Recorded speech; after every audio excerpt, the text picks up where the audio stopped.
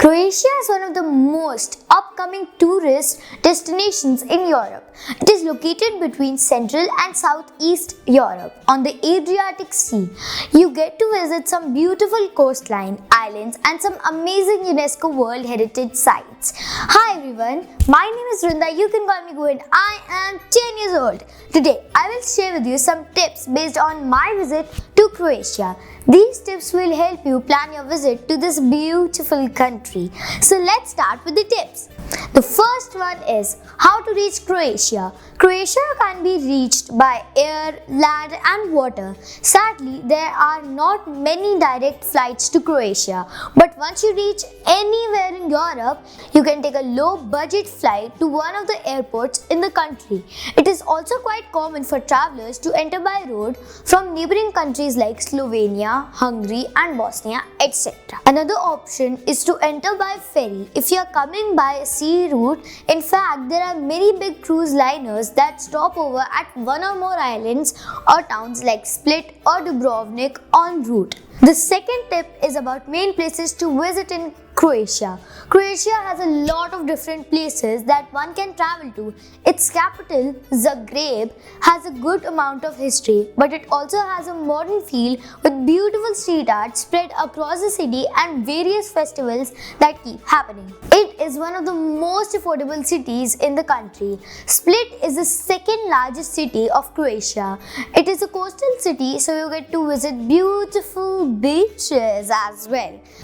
The main attraction in Split is Diocletian's Palace, which is huge and covers about half the old town of Split. The entry is free and you can easily get free or paid walking tours. It's a must-visit place in Split. Next is Dubrovnik, also known as the Pearl of the Adriatic. It is one of the most famous and beautiful cities in Croatia. The old town of Dubrovnik is one of the world's most magnificent cities with orange rooftops overlooking the calm blue sea. Apart from these cities, there are other cities like Pula, Zadar and many islands to choose from depending on your interests. Like my parents, if you like Game of Thrones, you will be in for a treat as many important locations from the series have been shot in Dubrovnik. Now let's talk about getting around Croatia. The most popular mode of transport to travel in between cities are buses. There are many bus companies and the buses are really comfortable. We used Flixbus. The buses were quite good and cost less than other modes of transport. Trains are not too popular in Croatia. If you need to travel from one city on the coast to another on the coast, ferries are also an option. Example, there are ferries that can take you from Split to Dubrovnik or vice versa. Islands are accessible by ferries only. Now let's talk about traveling within cities.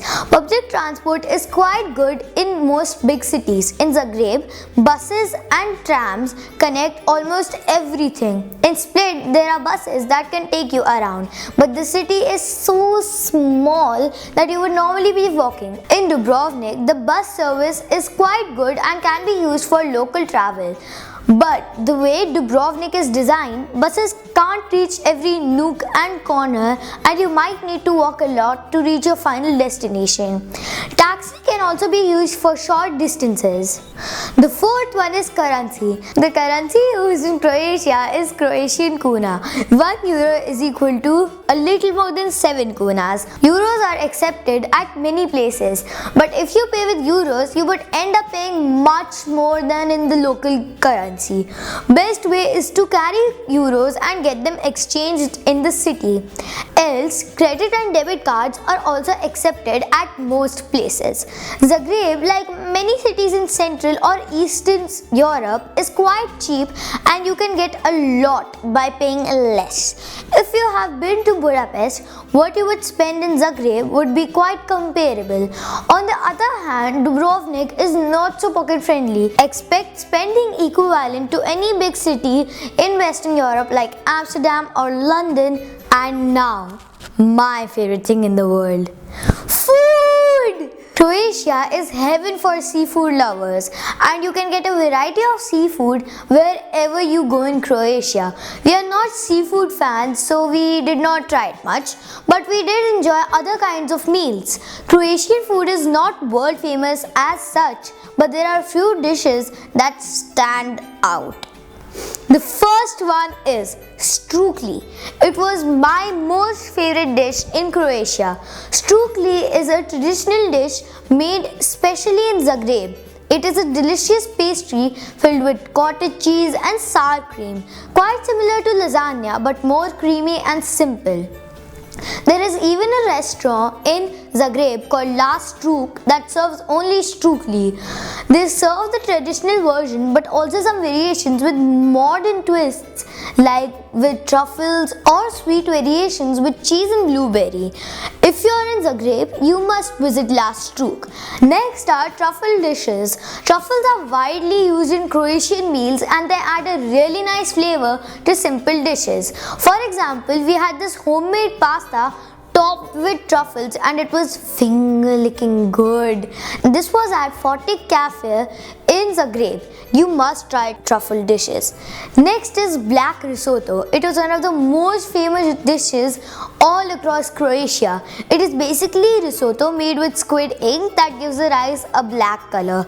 We are not much into seafood, so I did not enjoy this dish. Finally, apart from traditional food, Croatia is full of nice bakeries and food from all over the world. You can quickly pick up pizza slices, kebab rolls, sandwiches, or sit down in a restaurant for fine dining.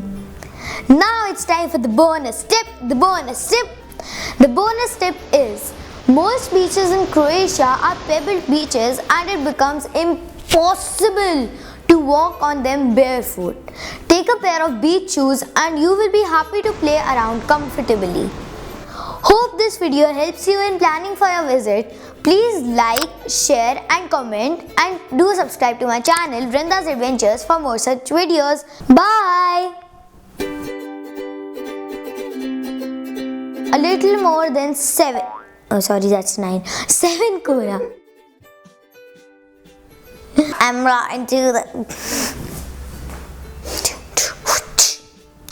You can take a low budget... You can take a low budget... ऐसे भी तो